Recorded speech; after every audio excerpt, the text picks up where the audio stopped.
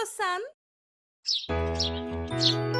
Pada zaman dahulu kala, di sebuah kerajaan yang jauh, hidup seorang ratu yang cantik dan raja yang tampan. Sang ratu tidak hanya cantik, tapi dia juga baik hati dan dermawan. Rakyatnya sangat menyayanginya. Dia selalu membantu orang banyak dan selalu menginginkan negaranya selalu makmur. Ratu ingin memiliki anak perempuan. Suatu hari, saat dia sedang menyulam di samping jendela, dia memimpikan calon anak perempuannya. Di tengah lamunannya, tidak sengaja jarinya tertusuk oleh jarum. Darah dan jarinya menetes di kain putih yang sedang dia sulam. Pada saat itu, sebuah bintang jatuh melintas di angkasa. Ratu pun mengucapkan doa. Ya Tuhan, tolong kirimkan aku seorang putri. Biarkan dia menjadi sangat cantik, semua akan memujanya. Dia akan memiliki pipi bersemu merah jambu, rambut hitam seperti rambutku, bibirnya merah seperti darah ini, matanya bersinar seperti batu permata, dan kulitnya putih seputih kain ini. Dia akan selalu harum seperti bunga-bunga di kebunku. Giginya akan seputih mutiara di leherku.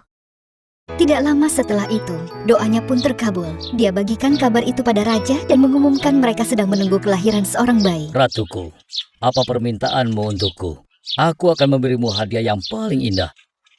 Kesehatanku tidak seperti dulu. Yang aku minta darimu adalah melindungi anak kita dari semua hal buruk. Berjanjilah kepadaku. Kau akan melindunginya. Hanya itu permintaanku. Saat waktunya tiba, Ratu melahirkan seorang bayi perempuan yang sangat cantik. Persis seperti yang ia inginkan. Putrinya memiliki rambut hitam, bibir merah, mata yang bersinar, kulit seputih salju, dan harum seperti bunga. Mereka berikan nama Putri Salju karena kulitnya yang putih. Tidak lama kesehatan Ratu terus menurun dan akhirnya dia meninggal. Sang raja muda sangat sedih. Sementara dia berduka atas istrinya, dia juga berusaha membesarkan Putri Salju sebaik mungkin. Ketika Putri Salju berumur 5 tahun, sebuah pesta besar digelar di istana. Raja merayakan hari ulang tahun putrinya dan juga memilih ratu baru. Di pesta itu, ada seorang wanita cantik yang memiliki kekuatan sihir. Dia menggunakan sihirnya untuk bisa berdansa dengan raja dan membacakan mantra kepadanya dan menikahi raja dan menjadi ratu. Ibu tiri Putri Salju adalah wanita yang sangat cantik. Tapi dia juga sangat kejam, jahat, dan dengki. Sejak dia tiba di istana, dia sangat membenci Putri Salju. Dia memandangnya sebagai saingan. Ratu memiliki cermin ajaib. Dia selalu berkonsultasi dengan cermin itu tentang masa depan. Dan dia akan bertanya, Cermin-cermin di dinding, siapa wanita paling cantik di dunia? Ratuku, itu kau. Kaulah wanita paling cantik di dunia. Dan waktu pun berlalu. Putri Salju menjadi wanita muda yang sangat cantik. Mereka yang melihatnya tidak bisa mengalihkan pandangannya. Saat dia berjalan di taman, angin akan menghembuskan rambutnya dan wangi bunga akan terpancar dari sana. Burung dan kupu-kupu selalu mengikutinya. Dan suaranya sangat indah saat dia bernyanyi. Burung-burung akan terdiam dan mendengarkan suaranya. Suatu hari, Ratu bertanya kepada cerminnya, Cermin-cermin di dinding, siapa wanita paling cantik di dunia? Ratuku, kau sangat cantik. Tapi wanita yang paling cantik adalah Putri Salju.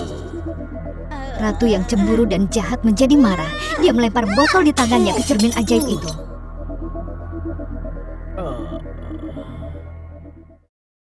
Bagaimana? Bagaimana mungkin? Tidak ada yang lebih cantik dari aku. Cepat panggil putri sekarang juga. Sementara itu, dia sudah mengurung raja di penjara istana dan memberitahu semua orang kalau dia pergi untuk bekerja. Dia juga memanggil pemburu istana dan memberinya perintah. Aku ingin ingin kau membunuh Putri Salju dan bawakan jantungnya kepadaku sebagai bukti. Putri Salju yang tidak menyadari takdirnya datang untuk menemui Ratu Jahat. Putri Salju sayang, sudah berhari-hari kau tidak pergi keluar. Kau pasti bosan berada di istana terus. Aku ingin kau bawakan aku buah stroberi dari hutan, dengan begitu kau bisa menghirup udara segar. Kau akan bersenang-senang. Jangan takut. Aku akan mengutus pemburu terbaikku untuk menemanimu. Saat sang putri memetik stroberi dengan pemburu, mereka pergi semakin dalam ke hutan. Pemburu malang itu merasa sangat sedih. Bagaimana bisa aku menyakiti seseorang yang begitu baik dan cantik? Pasti ada cara yang lain. Pemburu tidak tega untuk membunuhnya. Mereka duduk di bawah pohon dan dia memberitahu rencana jahat ratu kepadanya. Putriku, aku minta pergilah yang jauh. Jika ratu tahu apa yang sudah aku lakukan, dia akan membunuh kita. Dia langsung memburu hewan dan membawa jantungnya kepada ratu.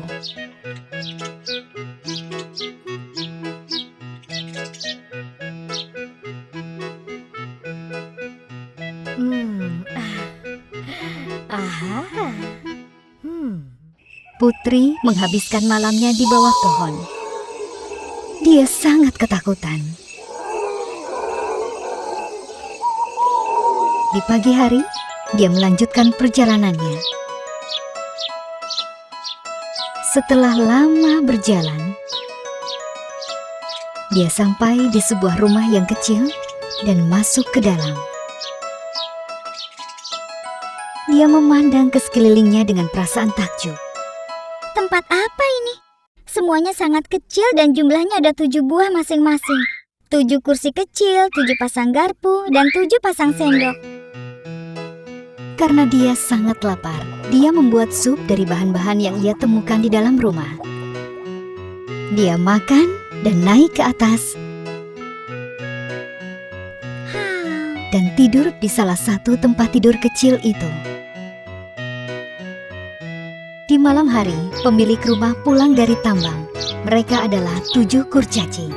Nama-nama mereka adalah Dog, Dopey, Happy, Grumpy, Sneezy, Bashful, dan Sleepy.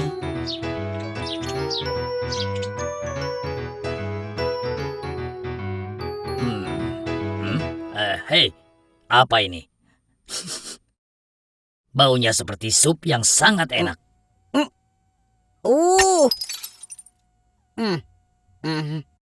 Sepertinya ada yang masuk ke dalam rumah. Sini, lihat. Ada seorang gadis yang tidur di sini. Keributan itu membangunkan Putri Salju. Dia sangat takut saat melihat mereka. Kemudian dia ceritakan apa yang terjadi padanya.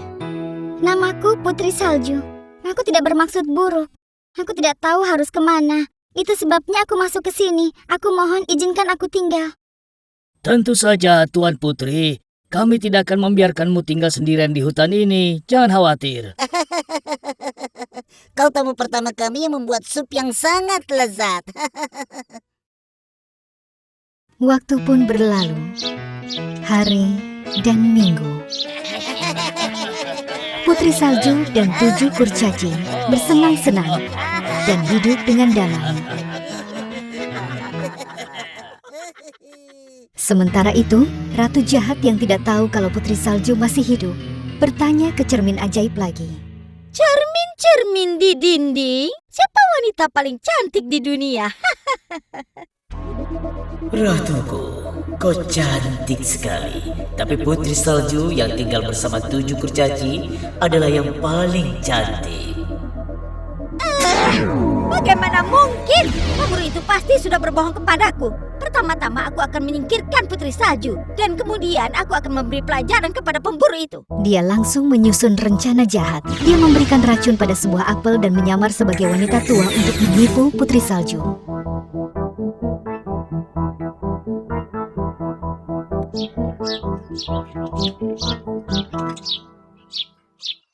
Halo, ada orang di rumah? Aku sangat lapar dan aku tidak punya makanan lagi. Ketujuh kurcaci telah memperingatkan Putri Salju untuk tidak bukakan pintu untuk siapapun.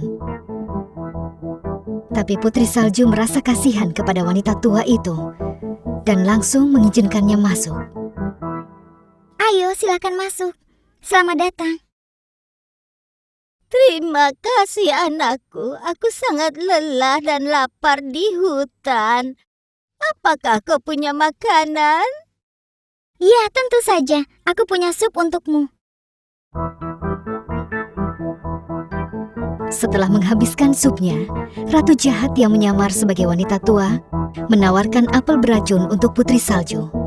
Sang putri menggigit apel itu dan langsung jatuh tertidur di lantai.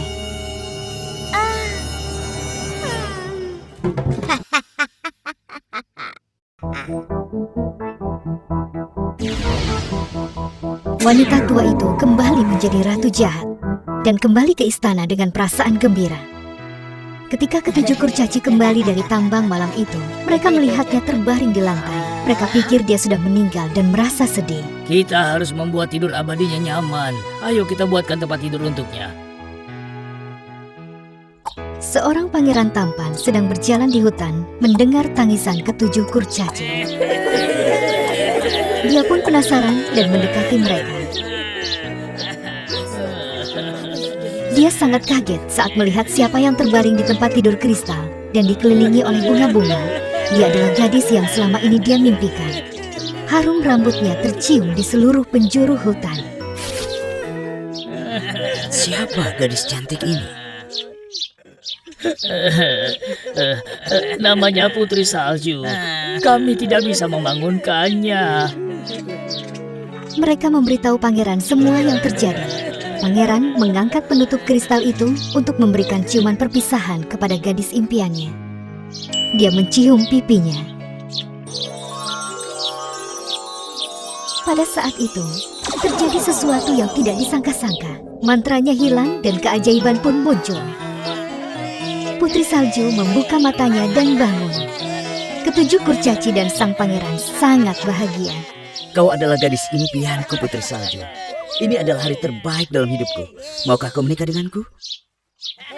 Pertama-tama aku harus menemukan ayahku dan memberitahu tentang segala yang terjadi dan meminta restu darinya. Mereka kembali ke istana dan mengeluarkan raja dari penjara. Ratu Jahat kabur karena takut.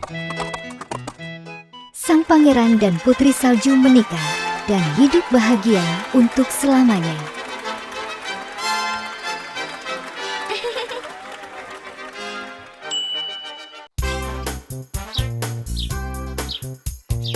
Pada zaman dahulu kala, di hutan yang lebat, hiduplah induk kambing dan ketujuh ekor anaknya.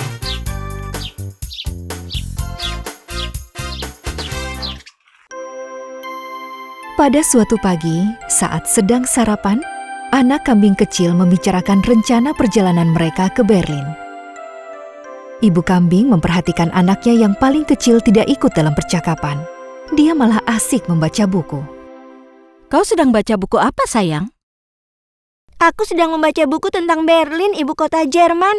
Kami juga ingin tahu. Maukah kau berbagi tentang apa yang kau pelajari? Tentu, di Berlin ada lebih dari 150 museum. Wow, akan sangat sulit untuk memilih dari sekian banyak itu. Anak-anak, waktunya kita pergi. Di pesawat nanti, kita bisa menulis daftar museum yang akan kita kunjungi. Ibu kambing dan anak-anaknya mengambil tas mereka dan pergi. Anak-anak kambing sangat bersemangat, tapi tidak ada yang menyadari serigala jahat mengikuti mereka.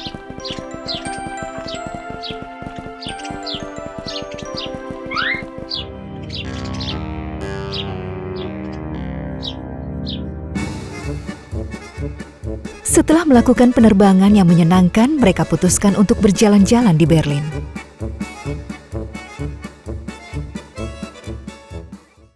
Anak-anak, ini adalah gerbang Brandenburg. Ini berada di pusat kota. Dan ini dibangun untuk keluarga kerajaan.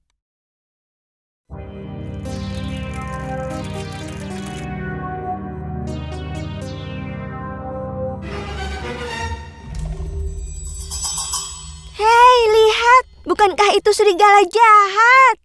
Yang mana? Itu, yang di sana sedang naik sepeda. Kira-kira apakah mereka mengenaliku? Aku harus pergi sekarang.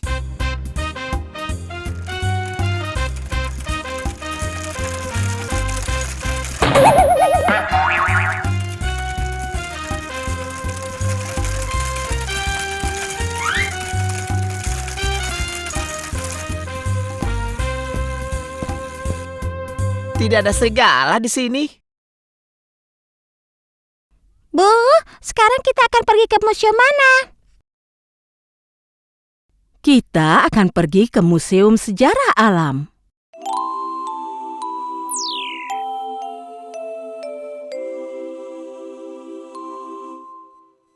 Kau tahu ada tulang dinosaurus terbesar di sana. Iya benar, aku dengar tingginya mencapai 13 meter. Anak-anak kambing dan ibu mereka pergi mengunjungi Museum Sejarah Alam. Mereka mempelajari semua yang dipamerkan di sana.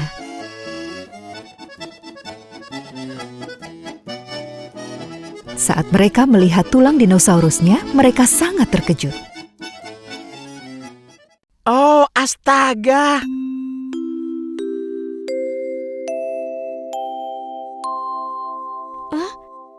Coba lihat mulutnya. Itu lebih besar dari mulut si serigala. Semuanya sibuk memeriksa tulang-tulang itu. Jadi serigala pikir tidak ada yang memperhatikannya. Sementara ibu kambing sedang membaca informasi tentang tulang itu, dua anak kambing menyadari kehadiran serigala di antara pengunjung.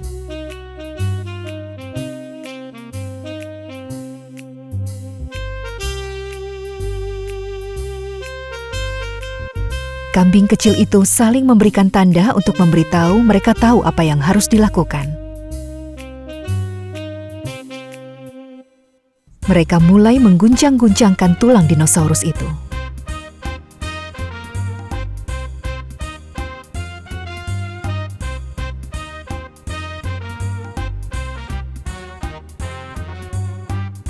Serigala ketakutan saat dia melihat gigi raksasa dinosaurus. Oh, astaga! Ibu!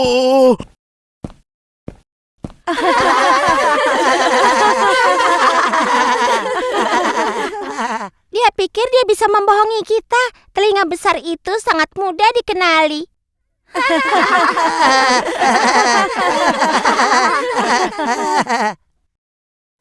Anak-anak kambing dan ibu mereka meninggalkan museum dan mulai berjalan. Berikutnya kita ke museum mana lagi, Ibu? Museum Ilmu Teknologi.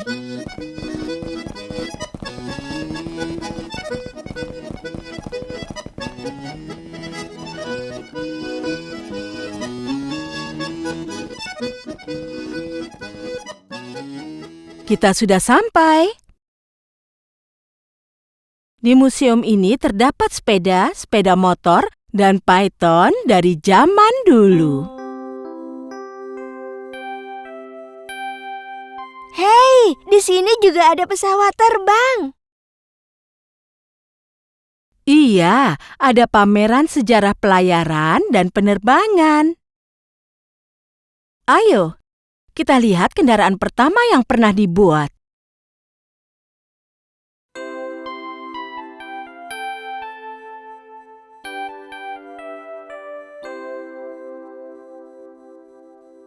Lihat ini, roda depan sepeda ini besar sekali. Wow, itu cantik sekali. Ada banyak mobil-mobil yang menarik di sini.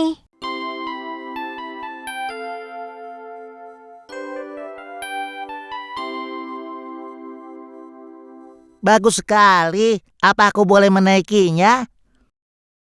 Tidak, kita tidak bisa menggunakan yang ada di museum. Tapi aku punya kejutan untuk kalian nanti.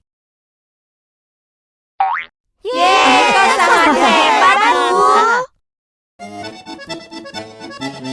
Anak-anak kambing dan ibu mereka dengan gembira berkeliling museum.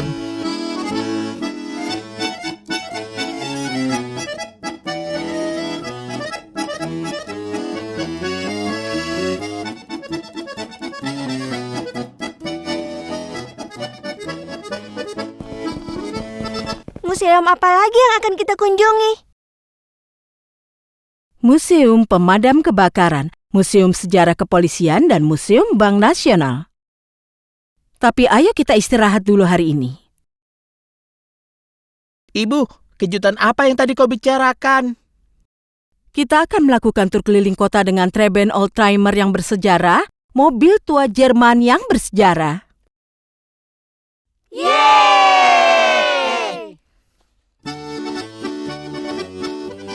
Anak-anak kambing berkumpul di sekeliling mobil-mobil kecil yang berwarna-warni dan memilih salah satu. Tapi mereka tidak melihat serigala yang mengejar dengan mobil di belakang mereka.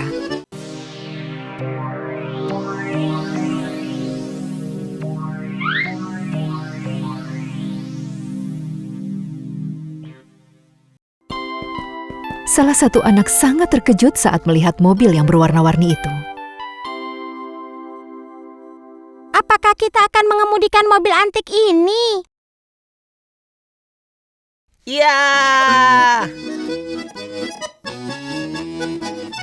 Anak-anak kambing dan ibu mereka sangat senang bisa berkeliling kota dengan Trabant.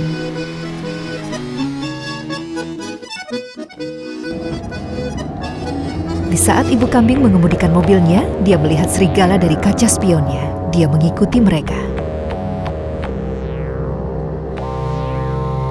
Kita akan beri pelajaran kepada serigala itu. Anak-anak, kencangkan sabuk pengaman kalian.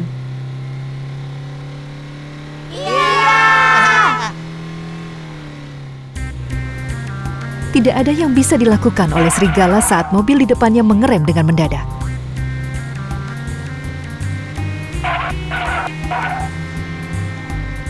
Ini tidak mungkin terjadi kepadaku.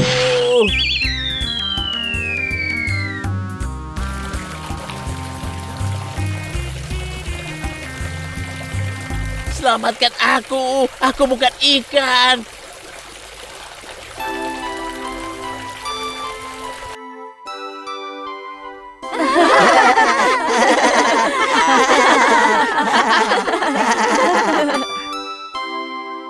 Siapa yang takut dengan serigala itu? Kenapa aku selalu sial begini? Kenapa aku tidak pernah bisa menangkap mereka?